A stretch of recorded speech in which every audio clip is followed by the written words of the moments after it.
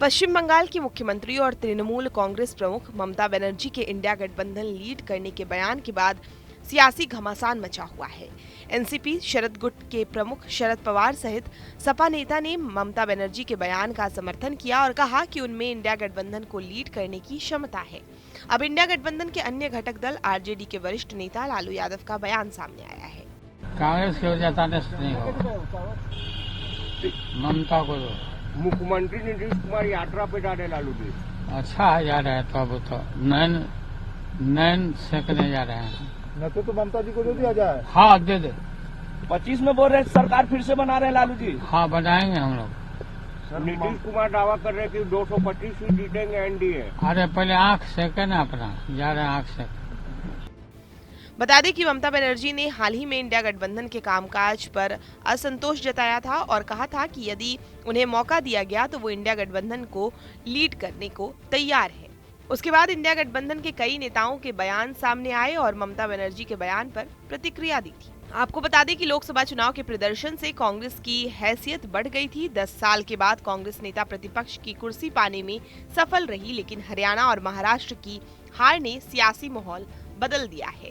अब 5 महीने के बाद ममता बनर्जी ने इंडिया गठबंधन को लीड करने का दाव ठोक दिया है। कांग्रेस को भले ही ममता की शर्त स्वीकार न हो, लेकिन सपा से लेकर शरद पवार की एनसीपी और शिवसेना यूबीटी तक के खुलकर समर्थन में उतरने से राहुल गांधी के इंडिया गठबंधन के नेतृत्व करने पर ममता बनर्जी भारी पड़ रही हैं।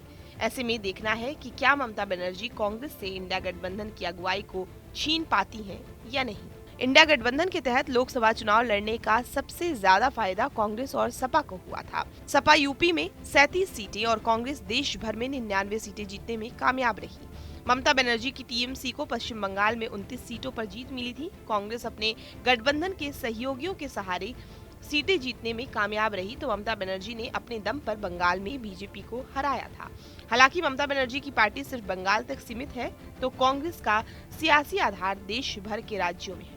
इसके चलते ही कांग्रेस इंडिया गठबंधन की अगुवाई करती रही है और राहुल गांधी नेता प्रतिपक्ष के तौर पर विपक्ष का चेहरा माने जाते हैं। लोकसभा चुनाव से बने सियासी माहौल को हरियाणा और महाराष्ट्र के नतीजों ने फीका कर दिया है। हरियाणा में कांग्रेस और महाराष्ट्र में इंडिया गठबंधन की करारी हार के बाद से कांग्रेस निशाने पर है।